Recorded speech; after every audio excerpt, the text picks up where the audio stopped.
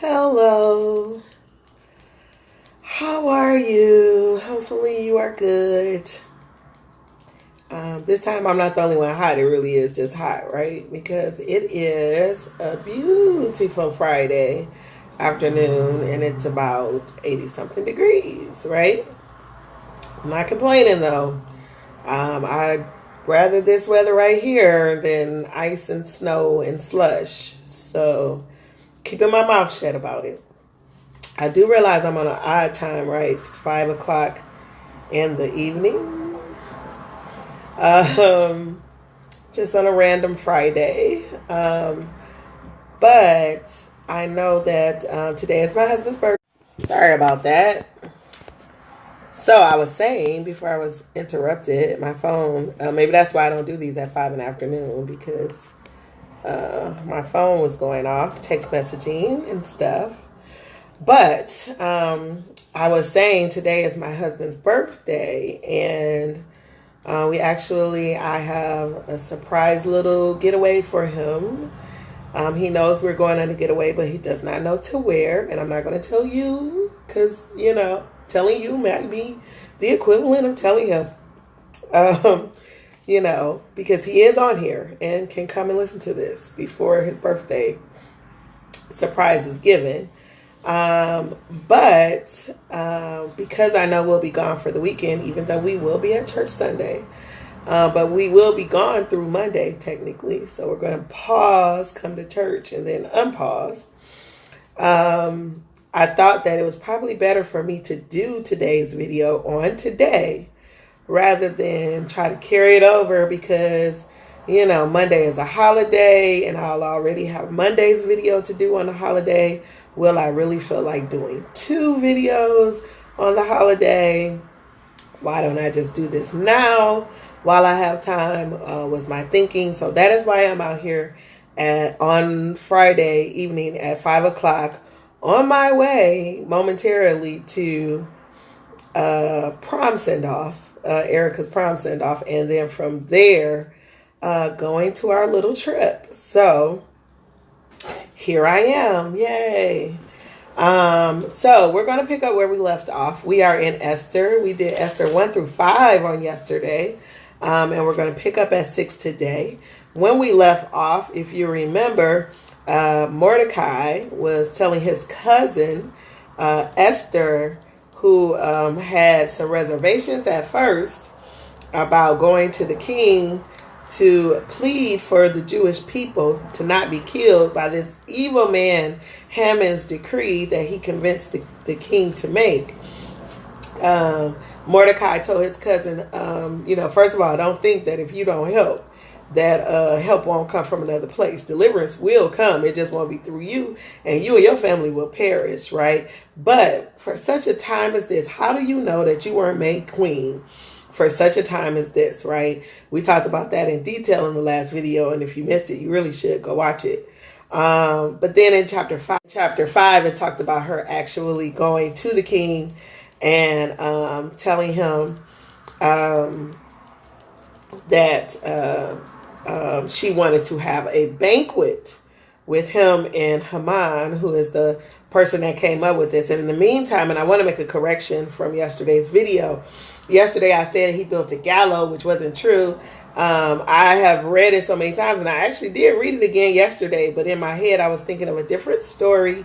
And so he did not build a gallows. What he built was a pole that was, I think they said 50 cubits high, which is about 75 feet. So he built a pole that was 75 feet tall next to his house. Can you even imagine 75 feet, right? But it was 75 feet tall that he wanted to impale Mordecai on. So yesterday I said that Mordecai, they built a gallows to chop his head off. That was not true. That was another story I was thinking about. They built an actual pole, 75 feet tall, to actually impale him on. And impale means, they're just going to hang his body up on this pole, which is like a disgrace, right? Sort of like crucifixion, just for everybody to see. We open up now with chapter 6, and it just so happens, and I always say this, and I think I said this in the video yesterday, that there are no coincidences in God, right? There are no coincidences in God. So when I say this, you know that it's God planned. Coincidentally, the same night that Esther asked the king, Xerxes, will you go to a banquet that I will throw for you tomorrow? He couldn't sleep. So he's up and he can't sleep. And you know how it is when you can't sleep, you tossing and you turning and you're like, oh, I need to just do something. And so he calls one of his aides and says, you know what, go get me the book of, history, right? So basically he calls for the record book, the chronicles that is going to tell him the chronicle history of his kingship. And he just starts to read through it.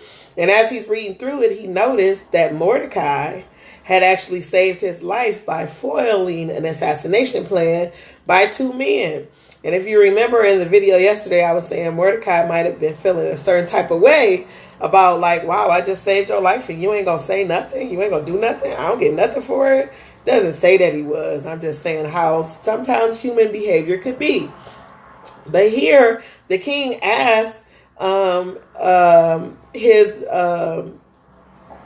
aides, what do we ever do for Mordecai? Remember that guy Mordecai that came and told me about the assassination attempt on my life, and we found out it was real, and we ended up killing the two people that thought that they was gonna kill me. What do we do for that cat, right? And they tell him we didn't do anything. Nothing has been done for him. That's what his attendant said. Nothing. We didn't do anything for him. So then he calls in Haman, right, who is sort of second in charge, right? And calls in Haman and he says, what should be done? Let me read it to you verbatim, right? It's verse 6. It says, when Haman entered, the king asked him, what should be done for the man the king delights to honor, right? That was his question. What should be done for the man the king delights to honor? Now, Haman was so proud, right, and arrogant that he just knew the king was talking about him when he was talking about, being honored. The king is trying to figure out, what to do for me. So I'm going to, make sure it's something really grand. And so basically he says, you should put that man up on this beautiful horse, drape the horse beautifully, drape the man in beautiful robes, right? Let him put on the royal robe and ride on the royal horse, right? Put a crest on his head and then march him around the whole city and say, this is what is done for the man the king delights to honor.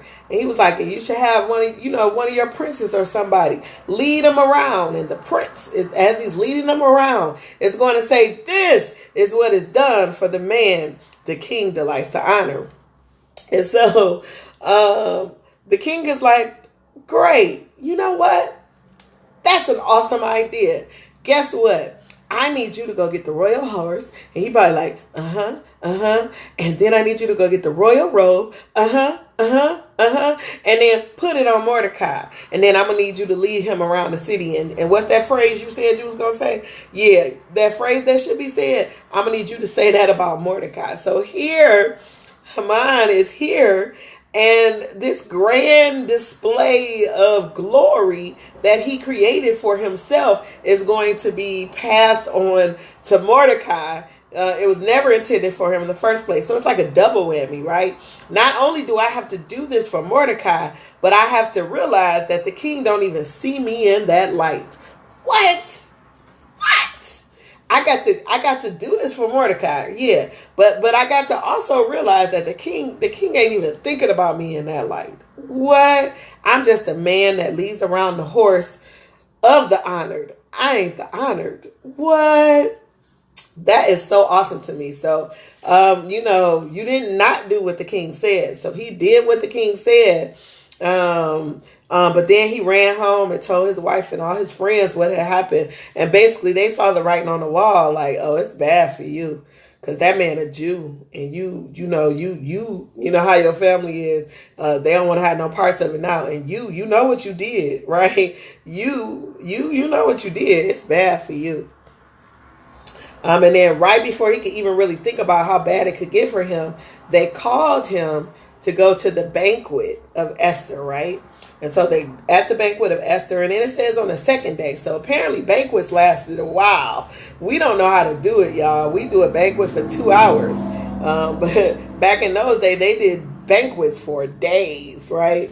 And so the banquet lasted at least more than one day, because it says here that on the second day of the banquet, right?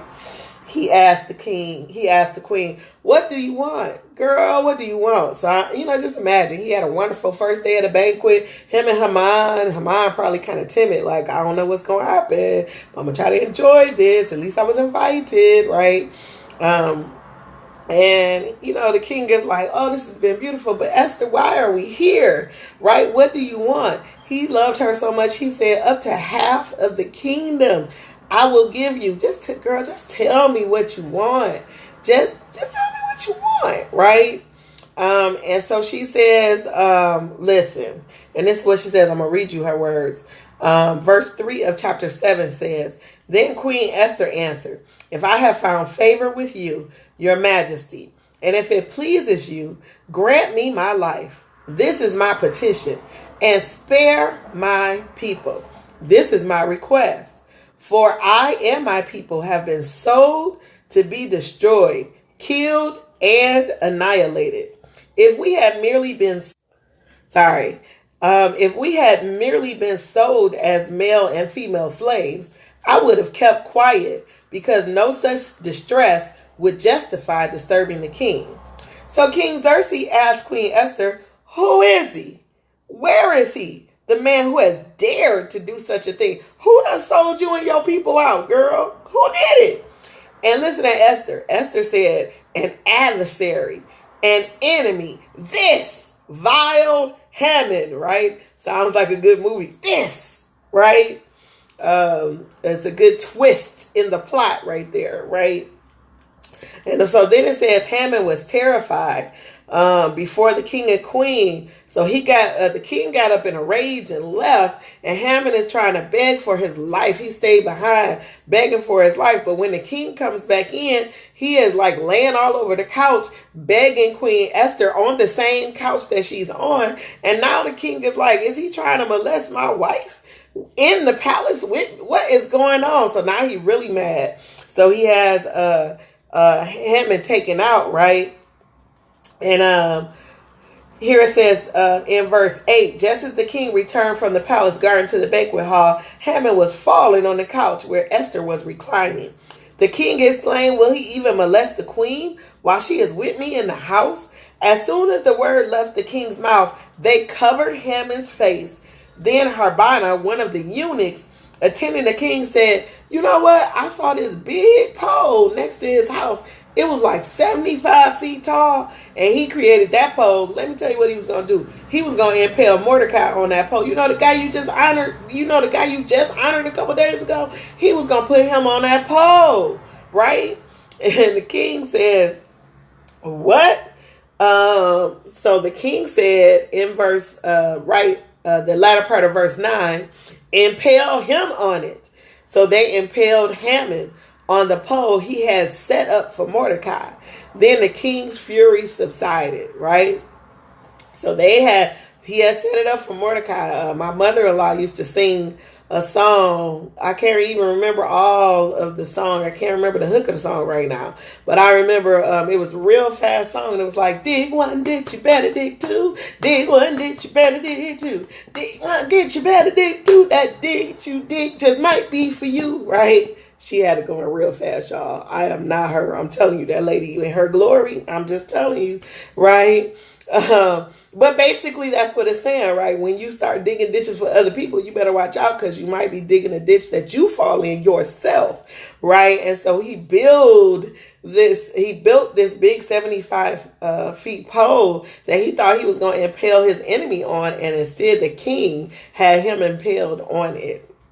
In chapter 8, it goes on to tell us that Esther is again pleading because it's not over. Now, let me tell you why it's not over, because you might be thinking, oh, great, Mordecai is dead. I mean, not Mordecai. Haman is dead. And, Mordecai has been vindicated. The queen has been vindicated. He knows the queen is a Jew now. So now everything is done. Everything is okay. Everything could go back to normal. But no, because a decree from the king, once it was signed with his signet ring, could not be taken back, right? So he couldn't change his mind and say, you know what, go find that and tear it up. It wasn't that simple. He could not take that decree back. And so there was still basically a law on the books that said that there was this day on this 13th day of this month that everybody was supposed to feel okay killing Jews. Basically, it was okay to kill a Jew day, right? It's okay to kill a Jew day.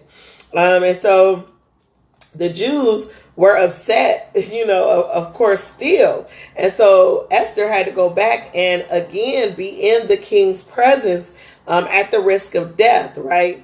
And it says that same day in chapter 8, in that same day, King Xerxes gave Queen Esther the estate of Haman, the enemy of the Jews. And Mordecai came into the presence of the king, for Esther had told how he was related to her. The king took off his signet ring, which he had reclaimed from Haman, before he impaled him, and presented it to Mordecai. And Esther appointed Mordecai over Haman's estate. So what's happened now is that they've changed places, right? Mordecai was supposed to be impaled on that pole, and Haman had this great estate and was second in charge with the signet ring of the king. But now everything's been exchanged, and now Haman is dead and Mordecai is second in charge, and he has the whole estate of Haman. So look, his wife got to go, all his friends got to go. This belonged to Mordecai now, right? But here's where I was coming to. Esther still had to plead and beg with the king. Verse 3.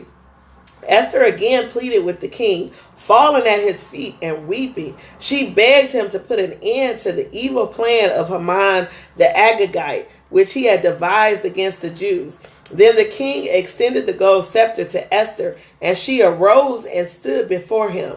If it pleases the king, she said, and if he regards me with favor, and if he thinks it's the right thing to do, and if he's pleased with me, let an order be written overruling the dispatches that Haman, son of Hamadiah the Agagite, devised and wrote to destroy the Jews in all the king's province. For how can I bear to see disaster fall on my people? How can I bear to see the destruction of my family?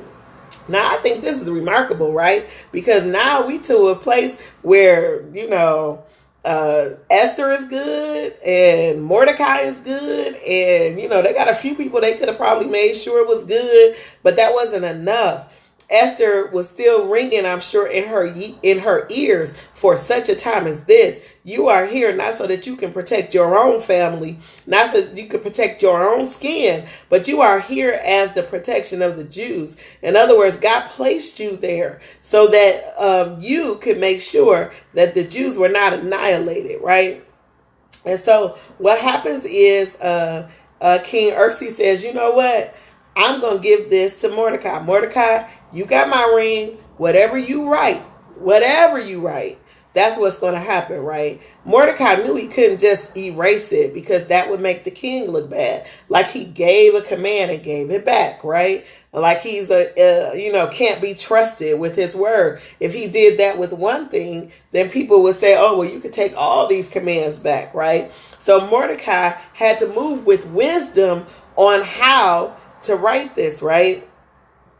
And so he says in verse 7, King Xerxes replied to Queen Esther and to Mordecai the Jew, because Haman attacked the Jews, I have given his estate to Esther, and they have impaled him on the pole he set up. Now write another decree in the king's name in behalf of the Jews, as it seems best to you, and seal it with the king's signet ring. For no document written in the king's name and sealed with his ring can be revoked. And this is what he wrote. I'm trying to find it. Verse 11. The king's edict granted the Jews in every city the right to assemble and protect themselves, to destroy, kill, and annihilate the armed men of any nationality or province who might attack them and their women and children, and to plunder the property of their enemies. And so he basically wrote a decree that said it couldn't override what the king had already written, but it did empower the Jews and said, fight them. If somebody come on you, defend yourself. And he knew that God would be with them in that defense. And so he wrote a decree, Mordecai did, using the king's signet ring, saying that all the Jewish people over all the provinces had the right to protect themselves and their children and their wives from anybody that attacked them. So what happened when we moved to chapter 9, on the ninth, in the 9th chapter, on that 13th day, do you know what they did? They fought back, right? It says, on this day, I'm in verse 1, latter half of verse 1 of chapter 9.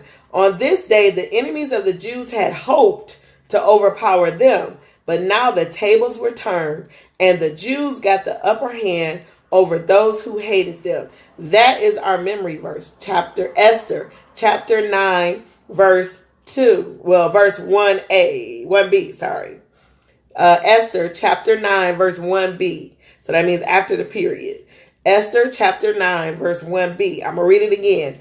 On this day, the enemies of the Jews had hoped to overpower them.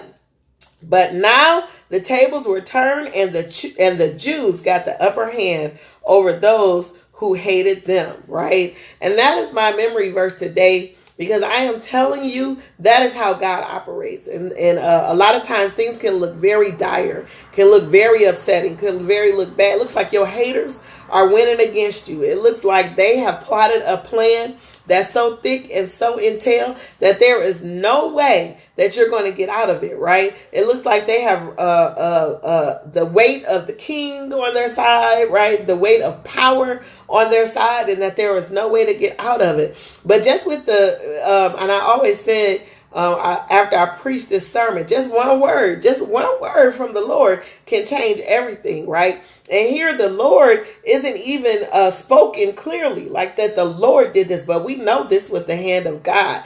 And just in one day, they were able to change the tide of things.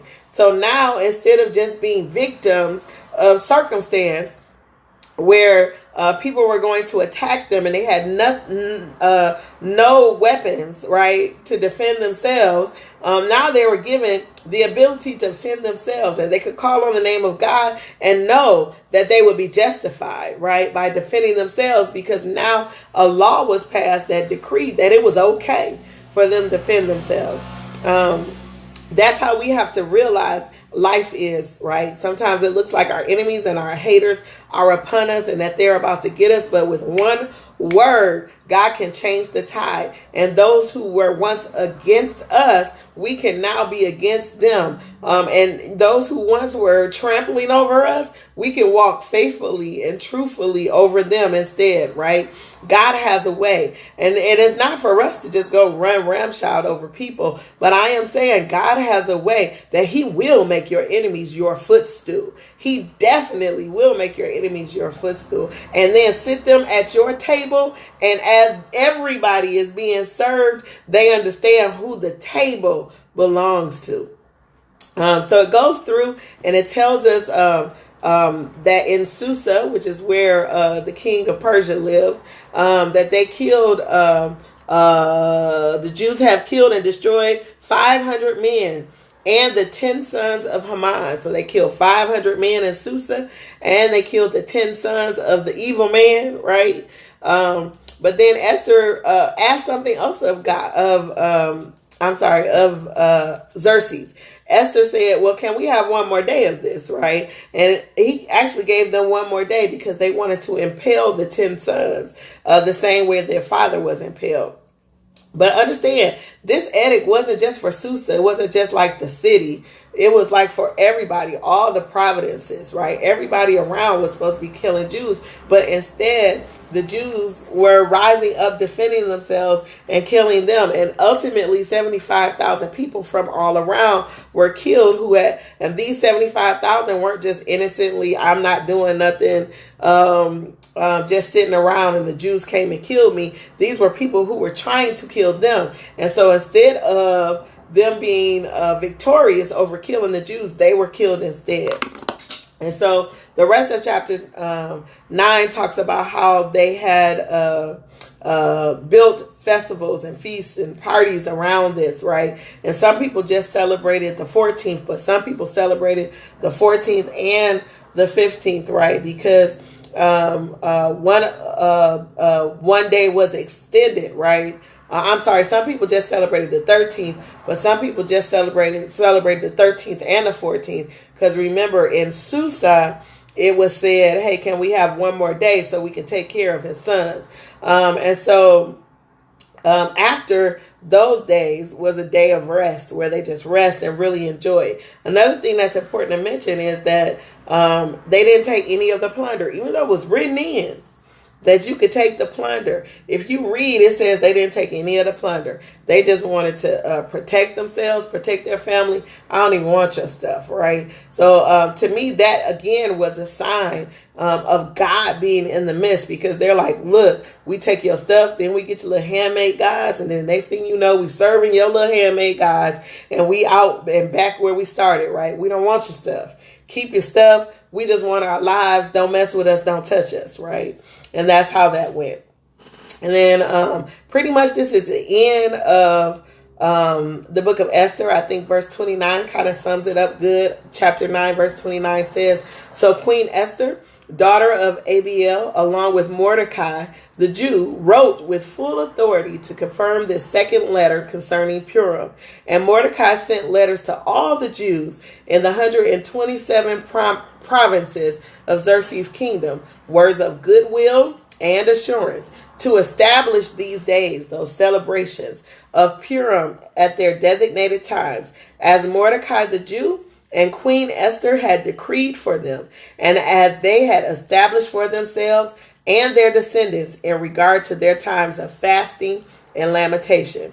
Esther's decree confirmed these regulations about Purim, and it was written down in the records. And so here we have, at the beginning of this story of Esther, Esther was just some peasant Jewish girl with, a cousin Mordecai that, had struggled to take care of her in a foreign land. We end this book with Esther being the queen and Mordecai being the second person in charge. That's a big deal. And chapter 10, which is very short, just pretty much says that Mordecai was promoted to second in charge, second to the king, and he ruled with respect, and it was held in high esteem in a nation that wasn't even his. God is awesome. God is awesome. All right, so we have finished another book of the Bible. We move on to Job. Job can sometimes be a hard read, but we're going to try to keep things in order. It has a lot of different people talking at different times, and you got to keep up with who's talking and whether they're talking right or wrong, because everything that's being said and all the advice that's given is not God's advice. And so you got to try to keep up with that. But we are going to move on to Job. The first few chapters will be very exciting for you. And then from there, it's just going to be a whole exhortation, so to speak, of Job's friends trying to figure out ways in their own wisdom to help their friend who is down and out. And so we're moving on to Job on Monday. But until then, you guys have a wonderful weekend. Enjoy your holiday. You be blessed. Know that I love you. God loves you too. In Jesus' name, amen.